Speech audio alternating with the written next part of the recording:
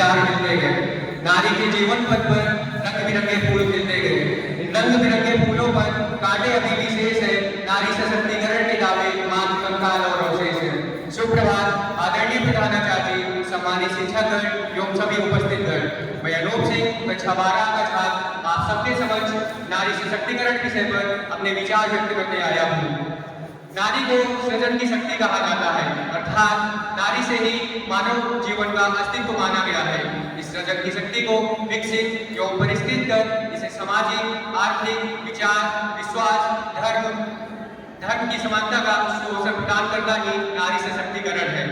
आधुनिक समय में नारी सशक्तिकरण एक विशेष चर्चा का विषय है।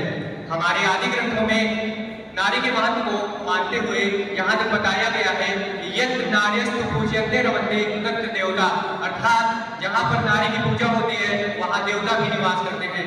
मगर विडंबना तो देखिए, नारी में इतनी शक्ति होने के बावजूद उसके सशक्तिकरण की अत्यंत आवश्यकता महसूस हो रही है। आखिर क्यों?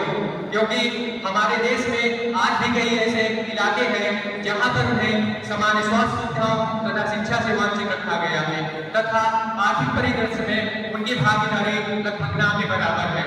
महिलाओं के आर्थिक सशक्तिकरण से अर्थ है उनके आर्थिक फैसले, संपत्ति तथा आय एवं दूसरी अन्य सुविधाएं, जिन सुविधाओं को पाकर वो अपने सामाजिक स्तर को ऊंचा कर सकती है।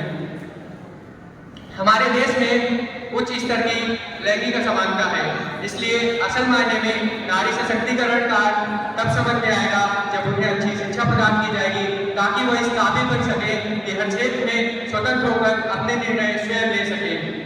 हालांकि बदलते समय के साथ आज की नारी पढ़ लिखकर स्वतंत्र हो रही है, वह हर क्षेत्र में अपना महत्वपूर्ण योगदान दे रही है। आज की नारी इस घुटन भरी चार दीवारी से बाहर निकलकर देश के महत्वपूर्ण राजनीतिक एवं प्रशासनिक पदों पर पदस्थ है। महिलाएं हमारे देश की आबादी का लगभग आधा हिस्सा है।